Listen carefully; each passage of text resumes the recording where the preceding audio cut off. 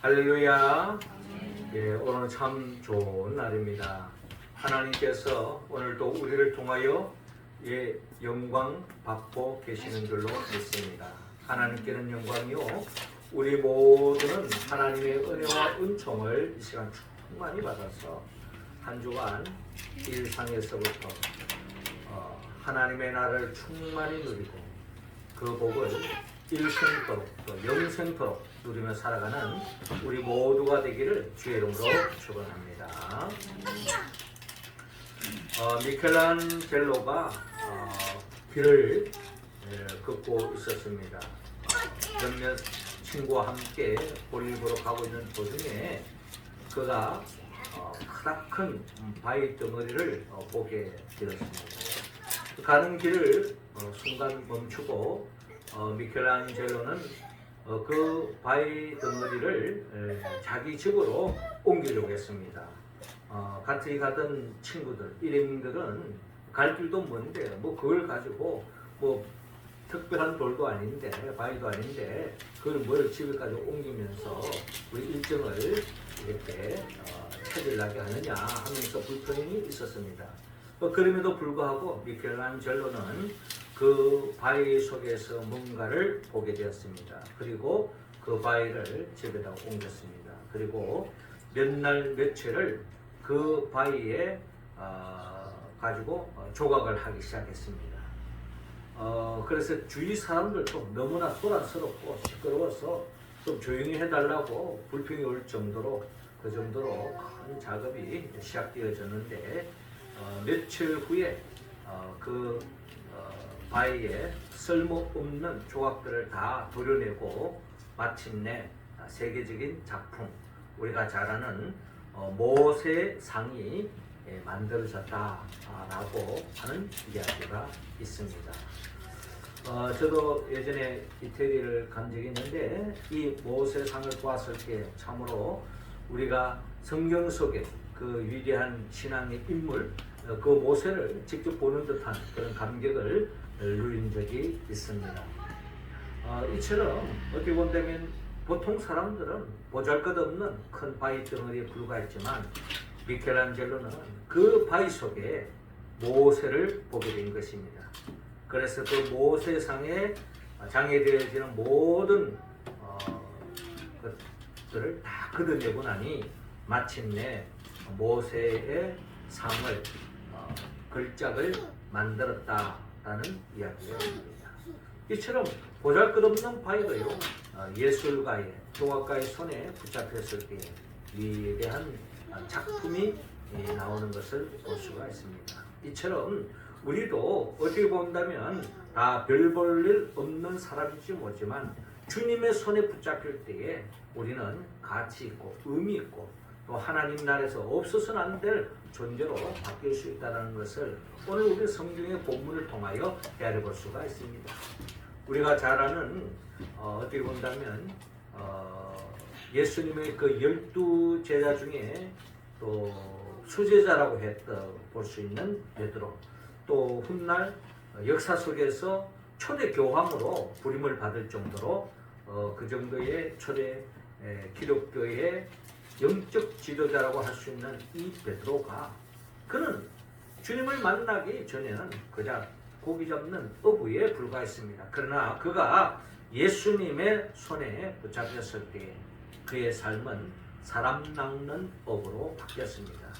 베드로만 아닙니다. 예수님의 12제자가 그러했었고 또 그들을 통해서 주님은 하나님의 나라를 전파해가는 축복의 통로로서의 사명을 감당하는 사람 낚는 어부로서의 길을 걸어갔던 것입니다. 이러한 역사는 우리가 사복음서를 통하여 예수님의 제자에게만 국한되는 것이 아닙니다. 오늘 살아가는 우리들에도 주님의 손에 붙잡혔을 때, 주님 안에 있을 때 우리 또한 사람 낚는 어부가 되어서 이 세상 속에 예수님의 제자들처럼 또 축복의 통로가 되어서 우리를 통하여 하나님의 나라가 전파될 줄로 믿습니다. 주님은 주의 성령이 내게 임하셨으니 이는 가난한 자에게 복음을 전하게 하시려고 내게 기름을 부으시고 나를 보내사 포로된 자에게 자유를 눈먼 자를 보게 함을 전파하며 눌린 자를 자유롭게 하고 주의 은혜를 전파하게 하려 하심이라 라고 말씀하시며 주의 은혜의 희년을 기쁨의 나라를 전파했던 것처럼 우리도 그런 삶의 길로 나아가기를 원합니다. 이처럼 하나님의 나라에서는 없어서는 안 될 사람 낚는 업으로서의 우리가 사명을 감당하고 그런 삶의 길로 가기 위해서는 우리 자신이 어떤 모습으로 어떤 자세로 우리가 변화되어져야 되는가 하는 것을 오늘 본문을 통하여 우리가 한번 헤아려 보기를 원합니다. 주님은 우리 모두가 12 제자들처럼 예수님의 제자들처럼 쓰임받는 하나님 나라에서 없어서는 안 될 그런 하나님의 일꾼으로 쓰임받기를 원하는데 그러기 위해서는 먼저 오늘 본문 3절을 통하여 섬기라고 말씀하고 있습니다. 3절 말씀 우리 같이 한번 읽어봅시다. 시작. 예수께서 한 배에 오르시니 그 배는 시몬의 배라. 육지에서 조금 떼기를 청하시고 앉아서 배에서 무리를 가르치시더니 아멘. 자, 오늘 성경 누가복음 5장 1절 이렇게 시작하고 있습니다. 무리가 몰려와서 하나님의 말씀을 들을새 예수님은 게네사렛 호숫가에 서서라고 말씀하고 있습니다. 주님이 가는 곳에 많은 사람들이 몰려왔습니다. 주님의 말씀에 대한 엄청난 은혜를 맛보게 되었고 또 영적 비밀을 깨닫게 되어졌기 때문에 주님에 대한 절대 관심 속에 주님이 하시는 그 말씀, 천국 복음을 듣기 위해서 많은 사람들이 몰려왔다는 것입니다. 그런데 예수님은 게네사렛 호숫가에 서서 호숫가에 배에 주쳐 있는 것을 보시니 어부들은 배에서 나와서 그물을 싣는지라 라고 말씀하고 있습니다. 자, 이런 말씀은 결국 마침내 예수님께서 많은 사람들이 몰려와서 말씀을 전거하는 데에 한 사람이라도 더 많은 사람들에게 말씀을 들을 수 있도록 하기 위해서 예수님이 선택한 방법은 요즘처럼 무슨 마이크가 시설이 있는 것도 아니고 그래서 이 호숫가는 바로 어디 보면 낮은 곳이죠. 그래서 갈릴리를 가보면 이 호숫가에서 이 해수면에서부터 비스듬하게 이렇게 산을 향해서 쭉 올라갑니다. 그러니까 많은 사람들이 이제 모였을 때에 예수님께서 이 호숫가에 있는 배에 올라타서 말씀을 하시면 많은 사람들이 예수님을 향하여 집중할 수도 있고 또 예수님이 작은 목소리를 하더라도 많은 사람들이 들을 수 있는 그런 효과를 누릴 수 있는 것입니다. 그러니까 예수님은 한 사람이라도 더 많은 사람들에게 천국 복음을 전파하기 위해서 말씀으로 섬기기 위해서 그런 방법을 선택했다라는 것입니다. 그래서 3절에 보니까 예수께서 한 배 오르시니 그 배는 시몬의 배라. 육지에서 조금 떼기를 청하시고 앉아서 배에서 무리를 가르치시더니 라고 말씀하고 있습니다. 그러니까 예수님이 그 위에 배를 타는데 예수님 소유의 배가 아니기 때문에 마침 시몬의 배가 있었던 것입니다. 그래서 이 과정을 보면 아마 예수님께서 시몬에게 아마 부탁했을 거예요.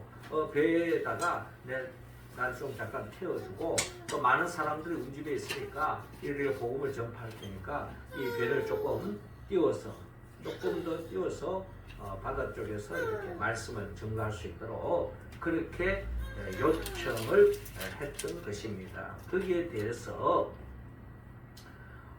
베드로는 어떻게 본다면 예수님이 이런 많은 사람들에게 하나님 말씀을 전가하고자 하는 이런 섬김의 마음을 어떻게 보면 영적으로 통했는지 베드로가 흔쾌 이렇게 허락하면서 배에 타서 하나님 말씀을 전파하는 그런 과정을 볼 수 있습니다. 이 과정에도 우리가 이어지는 본문의 내용을 보면은 이 베드로는 지금 밤새도록 고기를 잡았지만 한 마리도 잡지 못했어요. 한 마리도 잡지 못한 가운데서 이제 아침에 이제 철수하려고 하는 그런 상황은 굉장히 피곤한 상황입니다. 물론 밤새도록 일을 해서 일을 끝나서 피곤함도 있지만 그러나 여러분 물고기를 많이 잡아보세요. 그 기쁨으로 인해서 피곤도 아랑곳하지 않고 그 기쁨에 차 있었을 것입니다. 그런데 물고기 한 마리 잡지 못했으니 허탕 친 거 아닙니까? 그랬을 때 얼마나 기진맥진했을 거예요.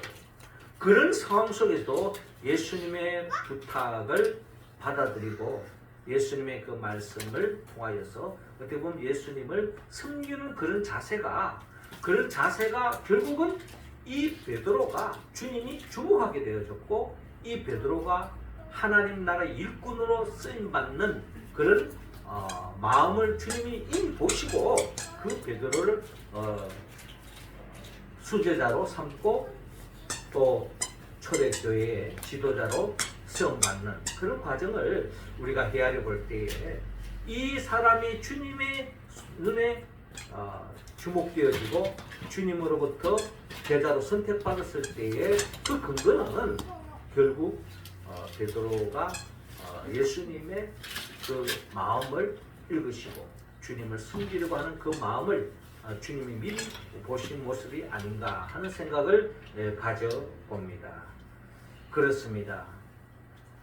주님은 우리 모두에게 이처럼 섬기는 자세를 갖기를 주님은 원하고 있습니다. 섬기는 자만이 결국 하나님의 나라의 일꾼이 될 수 있다는 것입니다.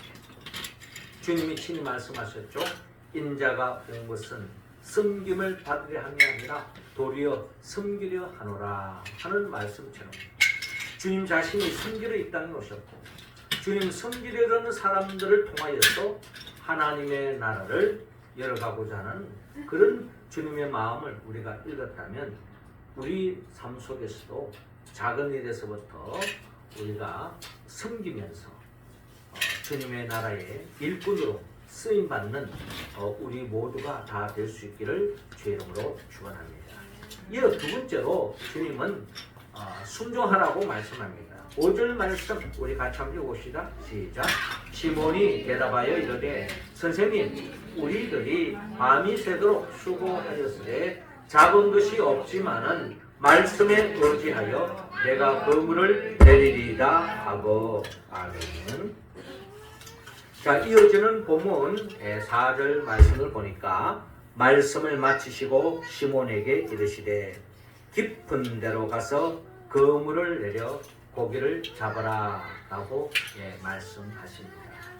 아마도 이 베드로는 밤새도록 고기 한 마리 잡지 못하고 철수하려고 하는 그런 상황 속에 피곤에 지쳐있는 이 베드로에게 베드로의 배를 이용하여서 말씀을 이제 전개했지만 뭐 그것이 그냥 한 1, 2분 전가하고 말았겠습니까? 제가 보기에는 뭐 한두 시간 할 수도 있었을 거예요. 그런 속에서도 무던하게 그걸 다 받아들이고 주님을 섬기고자 하는 마음으로 배를 타서 이용할 수 있도록 그렇게 섬기는 자세를 보여준 이 베드로에게, 즉 그때 당시 시몬이죠. 이 시몬에게 예수님께서 뭔가 보답하고자 하는 그런 마음으로 베드로에게 축복하는 마음으로 깊은 데로 가서 그물을 내려 고기를 잡으라 라고 예수님께서 말씀하십니다. 자, 이때 시몬의 대답이 그렇습니다. 선생님 우리들이 밤이 새도록 수고하였으되 잡은 것이 없지만은 말씀에 의지하여 내가 그물을 내리리라 라고 말씀합니다. 그러니까 이제 이 베드로는 예수님에 대해서 아직 완전히 모르지만 그러나 그 누구인가에 대해서 섬기려고 하는 그런 마음과 함께 또 예수님의 말씀을 들으면서 뭔가의 어떤 자신의 변화도 있었겠죠. 그리고 예수님이 말씀하셨을 때에 예수님의 말씀이 예수님이 뭐 어부로 삶을 잠비가 굽은 사람도 아니고 어떻게 보면 자기가 전문가인데 자기 나름대로 그냥 아무 생각 없이 그물만 들이겠습니까? 자기 나름대로 노하우를 발휘해서 최대한 노력했음에도 불구하고 한 마리도 잡지 못했지만, 그러나 주님의 모습이 어떻게 본다면 예사롭지 않기 때문에 주의 말씀에 대한 은혜를 받았는지, 감동이 있었는지, 또 하나의 어떤 영적인 변화가 있었는지, 베드로의 말씀은 결국 말씀에 의지하여 내가 그물을 내리리다 라고 베드로가, 시몬이 말하고 있는 것입니다. 말씀에 의지하여, 예수님의 말씀에 의지하여 내가 그물을 내리리다 라고 말하고 있습니다. 한마디로 주님의 말씀에 순종하는 베드로의 모습을 우리는 엿볼 수가 있는 것입니다. 결국 6절에 주님의 말씀에 그대로 순종했을 때 주님이 주고자 하는 그 복을 베드로가 받아 누리는 것을 볼 수 있는데, 6절은 이렇게 표현합니다. 그렇게 하니 고기를 잡은 것이 심히 많아 그물이 찢어지는지라 라고 말씀하고 있습니다. 주님의 말씀을 그대로 순종했습니다.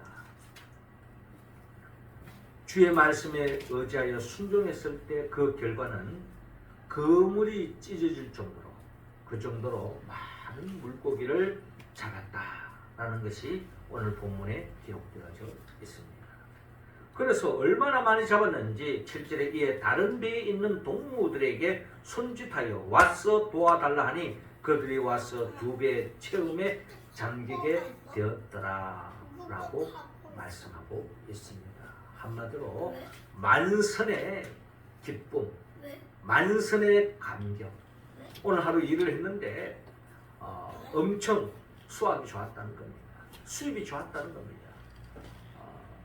어떻게 본다면 베드로의 입장에서 가정이 있고 일을 해서 열심히 일을 해서 거기에 수확물이 얻었을 때 그 기쁨은 자신이 많이 벌어서 기쁜 것이 아니라 이 많은 것을 내 가족들과 함께 나눌 수 있다, 그 기쁨을 나눌 수 있다 했을 때에 이 감격은 더 클 수밖에 없을 것입니다.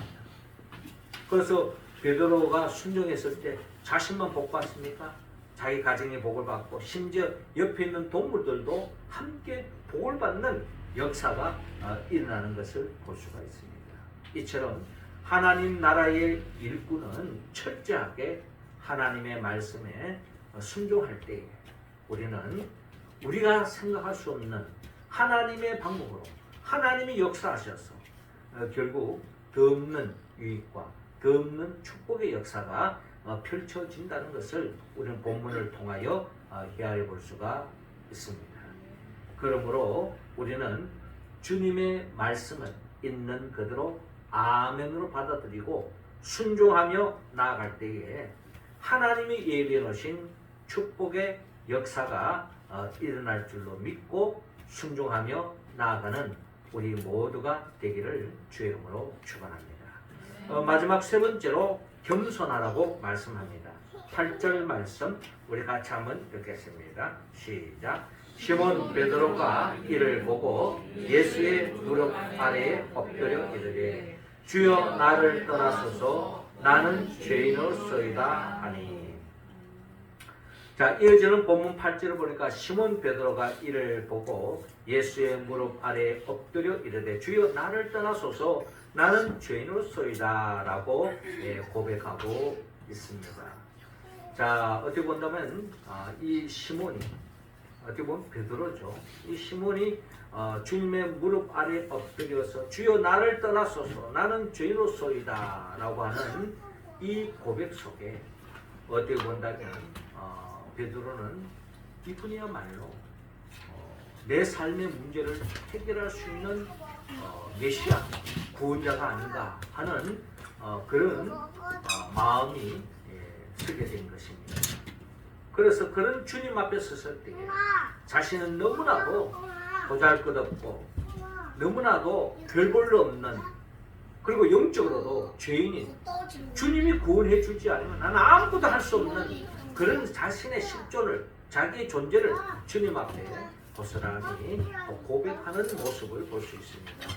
이것을 어떻게 본다면 베드로가 영적으로 하나님 앞에서 겸손한 베드로의 모습을 우리는 본문을 통하여 우리는 볼 수가 있는 것입니다. 이로 인하여서 하나님 나라의 일꾼의 중요한 특징은 하나님 앞에서 겸손한 사람을 하나님은 들어서 사용하시고 역사하신다는 것입니다. 그렇습니다. 주님께서 10절에 세베대의 아들로서 시몬의 동업자인 야고보와 요한도 놀랐습니다. 예수께서 시몬에게 이르시되 무서워하지 마라. 이제 후로는 내가 사람을 취하리라 하시니 그들이 배들을 육지에 대고 모든 것을 버려두고 예수를 따르니라 라고 말씀하고 있습니다. 무서워하지 마라. 이제 후로는 네가 사람을 취하리라. 이제 이 말씀은 우리가 다른 복음서에 보면 네가 사람 낚는 어부가 되리라 하는 말씀으로 우리는 이해할 수가 있습니다. 이처럼 우리가 주님 앞에서 우리 자신이 주님 앞에서 철저하게 섬기는 삶으로 나아가고 또 순종하는 삶으로 나아가고 어떤 하나가 겸손한 삶으로 나아갈 때에 하나님은 우리를 시몬처럼 베드로처럼 예수님의 제자처럼 아니 우리들도 하나님 나라에 쓰임받는 사람 낚는 일꾼으로 세움받을 수 있다는 것입니다. 사람 낚는 어부란 어떻게 보면 아브라함이 누렸던 복의 군으로서 아브라함을 통하여 많은 사람들이 복받는 것처럼 우리도 그 복을 받아 누릴 뿐만 아니라 그 복을 나눌 수 있는 축복의 통로로서의 삶을 살 수 있다라는 것입니다. 그래서 주님은 우리 모두가 네가 사람을 취하리라. 사람 낚는 어부가 되어서 많은 사람들에게 하나님의 복을 나눌 수 있는 우리의 모습이 되어야 될 줄로 믿습니다. 우리는 사실 주님 앞에 나올 때마다 우리는 다 죄인이고 보잘것없지만 주님 앞에 나올 때에 우리는 하나님 앞에 감사하지 않을 수 없고 또 우리가 이 시간에 예배로 나오는 것은 결국 여러분 우리가 시간이 남아서 온 게 아닙니다. 어떻게 본다면 우리가 주님 앞에 나올 때마다 우리가 고백할 수 있는 것은 이 시간에 주님의 앞에 예배할 수 있다는 것은 덧는 은혜요 은총의 결과물이다 라고 우리는 고백하지 않을 수 없습니다. 그러면서 우리가 이렇게 주님이 부르시고 복을 주시는 이유는 우리 주위에 아직도 우리의 기도가 필요한 사람, 우리의 도움의 손길이 필요한 사람, 우리의 성림이 필요한 사람 많이 있다는 겁니다. 죽어가는 영혼들이 많이 있다는 거예요. 현실적으로 물질적으로 어느 사람도 있고 영적으로 어려움에 처한 사람도 있고 육신의 건강으로 어려움에 처한 사람도 있고 물론 나도 아파서 나왔지만 나보다 더 어려움에 처해져 있는 그런 사람들도 많이 있다는 거예요. 세상적으로 보면 뭐 잘 먹고 잘 사고 돈도 많고 잘 나갈지 모르지만 영적으로는 아직도 주님을 알지 못하고 멸망을 향하여 달려가는 그런 생명들이 얼마나 많이 있습니다. 우리는 사람 낚는 어부로서의 사명을 감당하여서 그들 위해서 하나님의 때를 기다리고 끝까지 기도하며 나아가는 우리의 모습이 되어야 될 줄로 믿습니다. 이번 우리는 베드로전서 말씀 세미나를 이번 주간에 하게 될 텐데 베드로전서에 나오는 말씀을 하게 된 동기는 많은 그리스도인들이 믿음의 길을 걸어가는 가운데서 핍박이 있고 어려움이 있고 고난이 따라올 수 있다는 것입니다. 그러나 그 고난 속에 주님은 기뻐하라고 말씀합니다. 그 고난을 극복하기를 원합니다. 왜냐하면 우리는 주님의 자녀들이기 때문에 그 고난이 고난으로 끝나는 것이 아니라 이것이 주님 안에서는 전화이복으로 바뀐다는 것입니다. 지금 내가 아프고 내가 지금 힘들고 내가 어렵지만 이것이 주님 안에서 잘 견디고 극복하고 나아가면 결국 그 모든 것들이 지금은 내 앞에서는 문제가 되고 어려움이 되어지고 아쉬움이고 그것이 고통이지만 훗날 이것이 전화위복이 되어서 하나님이 예비해 놓으신 더 큰 축복으로 채워줄 줄로 여러분 믿으시기 바랍니다. 사랑하는 성도 여러분, 주님은 이 시간 우리 모두가 베드로 같이 섬기는 마음, 또 순종하는 마음, 또 겸손하는 마음을 우리가 가지고 또 이 말씀에 응답하여서 사람 낚는 업으로서의 사명을 감당하는 우리 모두가 다 되어지길 하나님은 원하고 있습니다. 이 말씀에 우리가 온전히 응답하는 삶으로 나아가기 위해서는 우리가 성령의 도움을 받아야 합니다. 성령의 도움이 없이는 우리는 아무것도 할 수 없습니다. 성령은 예수 그리스도의 영입니다. 예수님이 누구입니까? 예수님은 우리를 위하여 천지 만물을 창조하신 분이요, 또 우리를 위하여 친히 인간의 몸으로 오셔서 우리의 모든 죄를 도말시켜 주기 위하여 십자가를 못 박혀 죽으시고 부활하시고 성천하시고 지금도 하나님 보좌 우편에서 우리의 연약함을 아시기 위해 보혜사 성령을 보내주시는 겁니다. 그 성령의 도우심으로 하나님의 말씀에 응답해 가는 우리들에게 결국 하나님의 나라를 맛보게 하시고 또 일생토록 영원히 하나님의 나라를 충만히 누릴 수 있도록 우리 모두를 인도하게 하여 장차 재림하여 오실 예수 그리스도 그분의 영 보혜사 성령의 도움을 받아서 베드로처럼 예수님처럼 섬기고 순종하고 겸손한 삶을 살아서 하나님께 영광 돌면 사람 낚는 업으로 쓰임받는 우리 모두가 되기를 주의 이름으로 축원합니다. 기도드리겠습니다. 하나님 아버지, 이 시간 우리와 함께 하시고 주의 성령의 기름을 부으시사 우리 모두도 예수님처럼 시몬 베드로처럼 섬김의 길을 가게 하시고 순종하는 길로 가게 하여 주시고 겸손한 삶을 살아서 우리가 처한 현실이 어렵고 힘들고 고달프고 즐겁더라도 주님 안에서 믿음의 길을 꿋꿋하게 걸어가 마침내 모든 것이 전화위복이 되게 하시고 더 없는 하나님이 예배하신 그 소망, 그 복을 충만히 누리는 우리 모두가 되게 하여 주옵소서. 예수님의 이름으로